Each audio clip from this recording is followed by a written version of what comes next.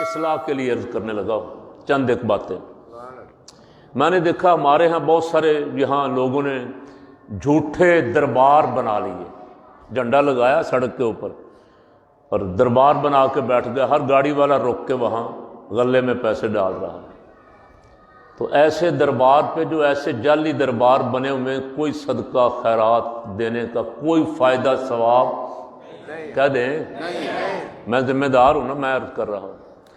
ایسے جعلی دربار بنے بھی زیادہ اسی وجہ سے کہ ہم دربار کے غلے میں ڈالتے ہیں۔ اچھا فرض کر لیں جو بابا جی آرام فرما رہے ہیں، اس بابا جی نے کچھ کھانا پینا ہے؟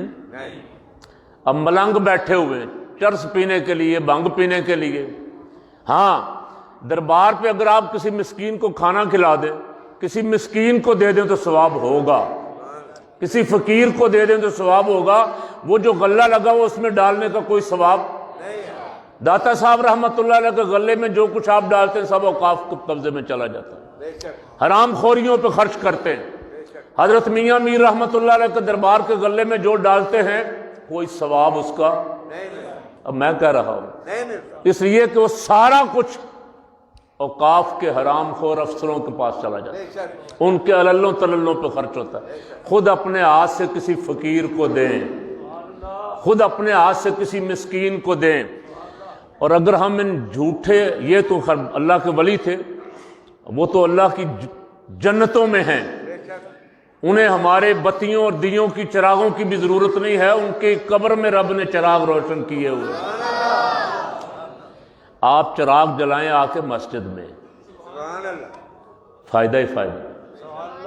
آپ چندہ ڈالیں کسی مدرسے کے غلے میں، کسی بچے کے منہ میں جائے گا، بل ادا ہو جائے گا، بچے کے کسی کے کپڑے، کسی کی کتابیں۔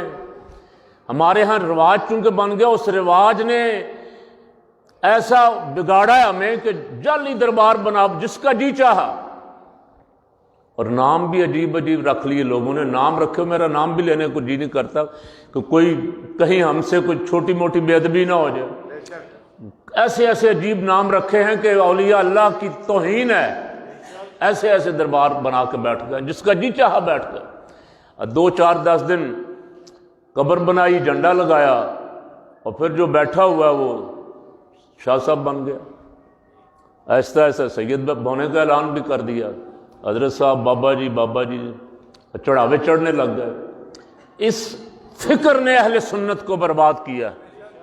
آپ کے مدرسے جو ہیں، آپ کے مدرسوں کے زیادہ تر الا ماشاءاللہ میں عرض کر رہا ہوں، روزانہ کوئی نہ کوئی بیچارہ کشمیر سے، کوئی گلگت سے، کوئی بلتستان سے، کوئی رحیم یار خان سے، کوئی سندھ سے چندہ لینے کے لیے کبھی کسی جگہ کبھی کسی جگہ۔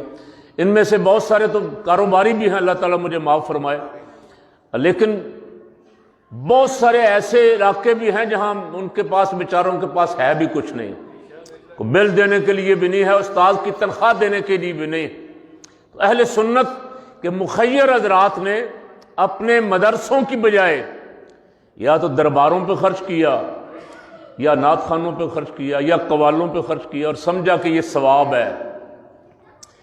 اس ثواب کے لیے کوئی دلیل بھی تو چاہیے نا۔ دلیل ہے قرآن اور حدیث، قرآن اور حدیث بھرا ہوا ہے، اللہ کی راہ میں خرچ کرو۔ اب مسجد آباد کرنے والے کے لیے قرآن پاک میں اللہ کریم فرما رہا ہے، خود اللہ پاک اعلان فرما رہا ہے، انما یامر مساجد اللہ من آمن باللہ والیوم الآخر واقام الصلاة وآت الزکاة ولم یخش الا اللہ۔ فرمایا اللہ کی مسجدیں وہی آباد کرتے ہیں جو ایمان والے ہیں۔ اللہ ان کی تعریف کر رہا ہے۔ اور کوئی مجھے ایک روایت بھی دکھا دو کہ جھوٹے دربار آباد کرنے والوں کو بھی رب نے کہا ہو کہ یہ ایمان والے ہیں جی، جال سازی کرنے والوں کو اللہ نے کہیں فرمایا ہو کہ یہ بڑے اچھے لوگ ہیں۔ اللہ کی راہ میں جہاد کرنے والوں کی تعریف فرمائی، مسجدیں آباد کرنے والوں کی، مسجدوں میں یاد خدا کرنے، ذکر الہی کرنے والوں کی تعریف فرمائی، رحمت عالم صلی اللہ علیہ وسلم کے دین کی خدمت کا حکم فرمایا۔ سورہ محمد صلی اللہ علیہ وسلم 26واں سپارہ، سورہ محمد صلی اللہ علیہ وسلم کون سے سپارے میں؟ اونچی کہہ دیں 26ویں سپارے کی دوسری سورت، ارشاد پاک یا ایھا الذین آمنوا ان تنصروا اللہ ینصرکم ویثبت اقدامکم، اے ایمان والو اللہ کی مدد کرو، اللہ تمہاری مدد فرمائے گا۔ سب مفسرین نے لکھا یہاں اللہ کی مدد سے مراد اللہ کے دین کی مدد ہے، کہ اللہ کے دین کی مدد کرو تاکہ اللہ تمہاری مدد فرمائے۔